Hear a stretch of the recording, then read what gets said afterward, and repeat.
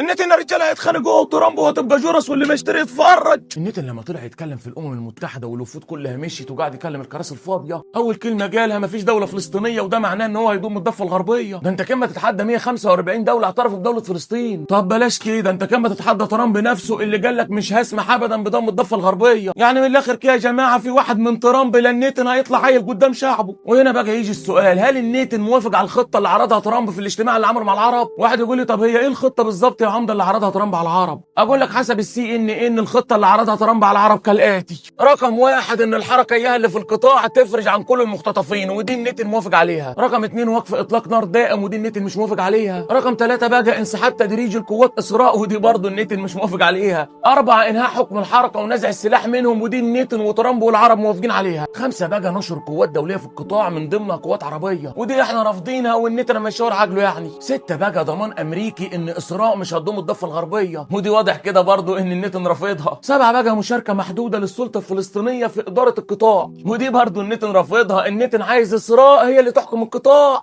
طبعا اللي عايز اقوله لكم ان حتى خطه ترامب نفسه هي ما الا فخ. قول لي ليه؟ اقول لك ليه. لان ترامب عايز تسليم الرهاين يتم في خلال يومين، وطبعا الحركه قالت لك الكلام ده استحاله لان الرهاين متوزعين في كل القطاع. تاني حاجه بقى، انه قال لك انسحاب تدريجي لقوات اسراء، ولكن ما حددش مده زمنيه. ما هو التدريجي ده يا حبيبي ممكن يبقى في يومين وممكن يبقى في 10 سنين. والاهم من كده بقى، والنقطه اللي تخصنا احنا، ان هو فعلا قال مفيش تهجير قسري، لكن ما قالش مفيش تهجير خالص. وهنا هو عايز يقول لك ان مفيش تهجير قسري لكن في طوعي. ايوه، يعني ايه عمده الطوعي ده؟ يعني في دول هتقول لك احنا موافقين ان هم يستقبلوا اخواتنا. طب اخواتنا بقى عشان يخرجوا من القطاع ويعدوا يروحوا الدول دي هيعدوا منين؟ هيعدوا من مصر، وطبعا مصر مش موافقه بالكلام ده. يبقى فين الضمان يا حبيبي؟ واخيرا بقى CNN قالت لك ان ترامب عايزه توصل الخطه دي للحركه اللي جوه القطاع من خلال قطر، مش من خلال مصر خالص. يعني من الاخر كده ترامب عايز يقطع رجل مصر من المفاوضات خالص. وده لو الخرفاني يفهموا معناه ان موقف مصر واضح جدا انه ضد ترامب وضد امريكا وضد النتن. من الاخر كده يا اخواتي، خطه ترامب مليانه تناقضات، وحتى الخطه دي النتن برضه ما يرفضها. على العموم احنا قاعدين على الحدود زي الاسود، اي حد هيجرب مننا هنعضه على النتن وترامب وشيروا له وابعتوا له.